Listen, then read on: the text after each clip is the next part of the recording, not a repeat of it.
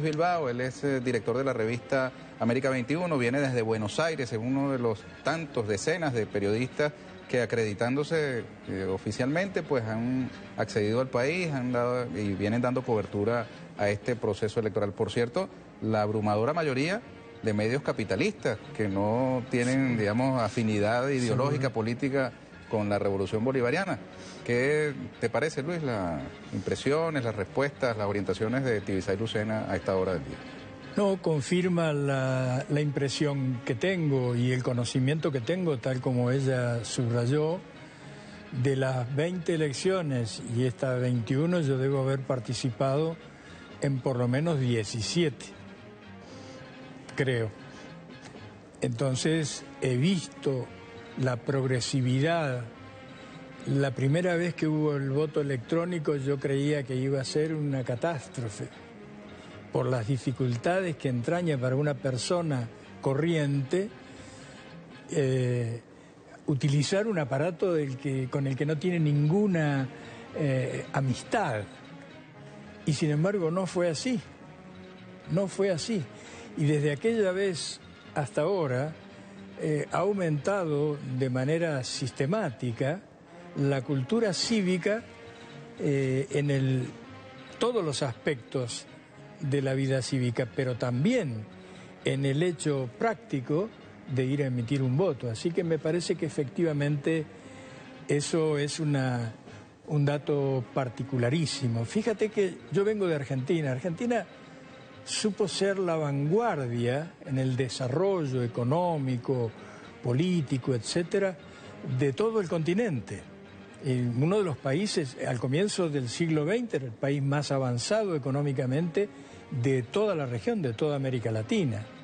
Nosotros seguimos votando con papel y, bueno, con todas las cosas que entraña la idea de que uno entra a una urna, hay 40 posibilidades, papeles diferentes, pero también hay gente que a veces entra y se lleva todas las boletas de cierto partido que no quieren que se vote. Es decir, estamos sujetos a un fraude sistemático y recientemente hubo una votación en el Congreso para implantar el voto electrónico, que solo se usa en 2 provincias y en la capital federal para elecciones regionales. Hubo una discusión, un debate en el Congreso argentino y se votó que hay que seguir con el método antiguo. Entonces, ustedes deben estar orgullosos de esto. Y a mí me parece muy interesante lo que señalaba la doctora Lucena respecto de que es democrático votar, es democrático no votar, pero es fascista, ella no lo dijo, lo digo yo, pero es fascista marcar casas, hacer cualquier actividad apuntada a impedir que un ciudadano exprese su opinión política. ¿Por qué es fascista? ¿Por qué le da ese calificativo? Bueno, hay un aspecto que tal vez no todo el mundo sabe, pero cuando el nazismo, cuando uno dice fascista, en realidad incluye al nazismo también, ¿verdad? La palabra que se impuso fue... No hablan del nazifascismo. O nazifascismo. Pero cuando los nazis empezaron a perseguir los judíos en Alemania, la política era marcar una cruz en la puerta de una persona que tenía origen judío o que practicaba o no la religión judía. Esto de marcar las casas de los que quieren votar en la constituyente me parece idéntico a aquel antecedente nefasto de conductas políticas autoritarias que terminan en el crimen, ¿verdad? Como también lo hemos visto. Hay otros signos más atroces, más increíbles, inconcebibles, de conductas fascistas en los sectores que se llaman oposición en Venezuela. Yo realmente las primeras veces que la primera vez que escuché que habían quemado a una persona, no lo creí. Que habían quemado viva a una persona, no lo creí. Bueno, eso parece ser que es lo que le están ofreciendo al pueblo venezolano. Lo mira todo el mundo a esto. hay gobiernos del continente que apoyan a las conducciones de la oposición, pero dentro de esos mismos gobiernos, y ni hablar del pueblo informado de todos nuestros países, están conmovidos y desprecian a esta oposición venezolana. Y por el contrario, reconocen como algo muy valioso y muy necesario para todos nosotros los que hemos vivido la represión, que haya gobiernos que aún a riesgo de parecer débiles, se amarren la voluntad de reaccionar con la fuerza que tienen, con una fuerza que arrollaría todo esto en 5 minutos, pero se amarra las manos porque sabe precisamente que esas conductas son una provocación para que justamente el gobierno reaccione de manera violenta, como se lo está atacando, y se produzcan los hechos que justamente desde el norte, quiero decir, del Departamento de Estados Unidos, se programan para mostrarle al mundo que hay una guerra civil en Venezuela y que hay que intervenir. Luis, en apenas horas estaremos los venezolanos eligiendo una Asamblea Nacional Constituyente. ¿Qué implicaciones políticas tiene para América Latina, para el mundo, el que ese proceso se esté dando en la Venezuela de hoy? Enormes. Las implicaciones son enormes. Por eso, y no solamente porque se los ordenan desde el norte, desde Washington, es que los medios de prensa de la incomunicación continental tratan de tergiversar la realidad de Venezuela. Porque imagínate solo que aquí haya un proceso más o menos normal, aunque habrá alguna cosa, pero que esté superado completamente por la asistencia de la población al hecho de votar, y que se elijan constituyentes y que luego, porque el día verdadero acá es el 2 de agosto, ¿verdad?, cuando 545 personas de todos los orígenes y con una proporcionalidad que representa como nunca ha sido representada ninguna asamblea constituyente en la historia mundial, la realidad social del país.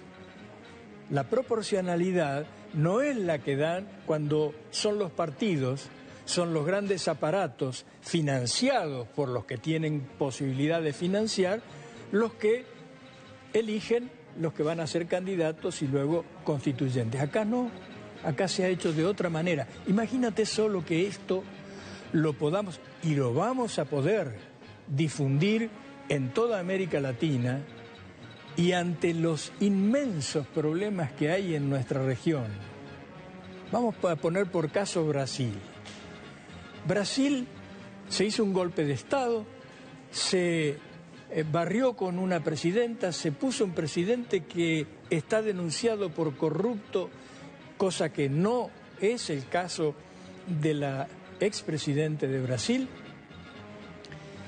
y no hay gobierno realmente en Brasil, y hay una crisis económica fenomenal, arrolladora, que lanza cientos de miles de personas al desempleo y a la miseria todos los días.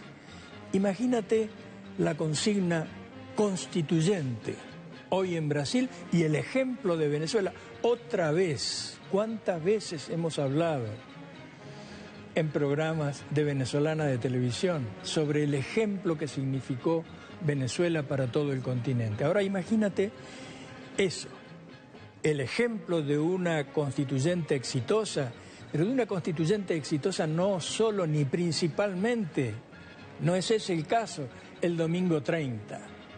Es a partir del día 2, el debate, que haremos todo lo posible para que esas ideas sean difundidas en toda América Latina. Imagínate que el pueblo latinoamericano vea y sienta esto. Claro que las consecuencias son inmensas. No diría que son inmediatas, que las vamos a recoger al día siguiente, pero las consecuencias favorables, renovadoras, radicalmente opuestas a la opresión, no digo ya al fascismo, sino a la democracia falsa de la burguesía, la democracia falsa que vive Argentina, la democracia falsa que vive Brasil, para poner solo dos de los países latinoamericanos. Las consecuencias serán inmensas. Luis, en términos de participación, nos sorprendió a muchos la, digamos, efervescencia en el ensayo electoral del 16 de julio. Cantidad de personas que salieron a aprobar el sistema electoral, ni siquiera era a votar realmente, sino a aprobar el sistema electoral.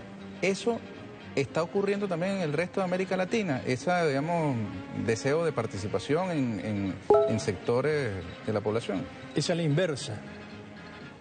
Es a la inversa.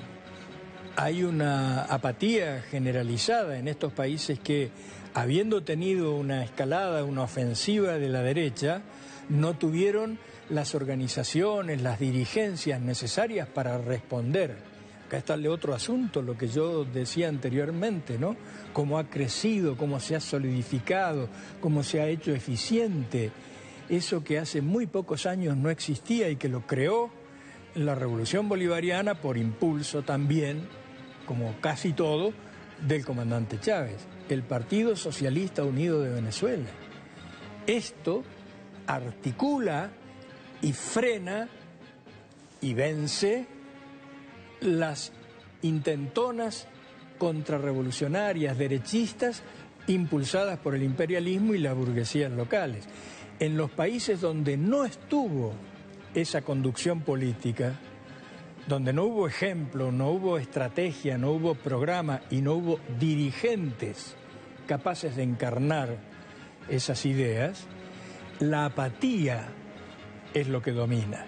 Y yo estoy seguro de que la constituyente venezolana va a ser como una inyección de optimismo, de confianza, que ya digo, no va a ser que lo recojamos al día siguiente, pero no tengas la menor duda.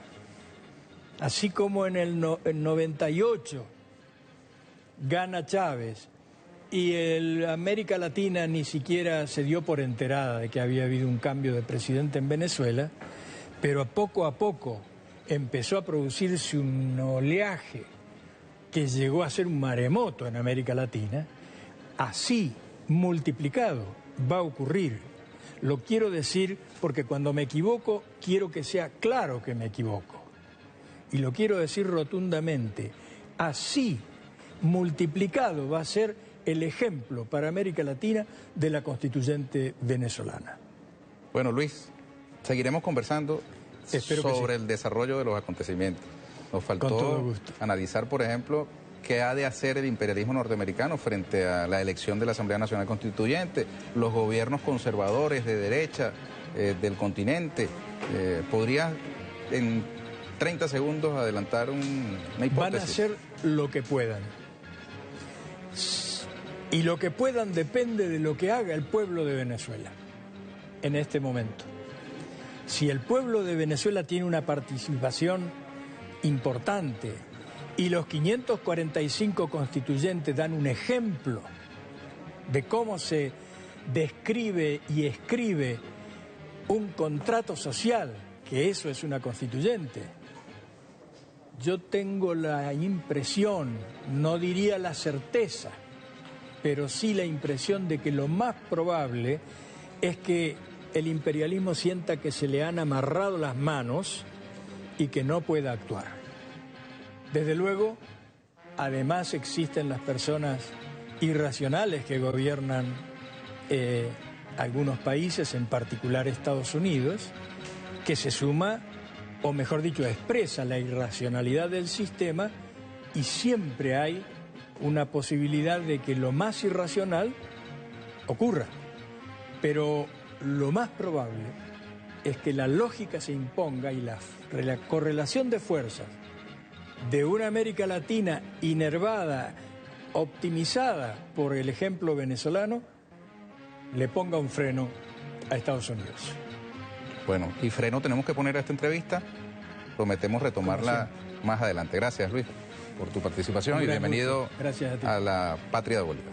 Nosotros, amigas y amigos, continuamos en este operativo especial Voto Constituyente 2017, El Pueblo Decide, y lo hacemos con un material audiovisual acerca de cómo ejercer el derecho al voto en estas elecciones para la Asamblea Nacional Constituyente convocadas para este próximo domingo 30 de julio. Adelante.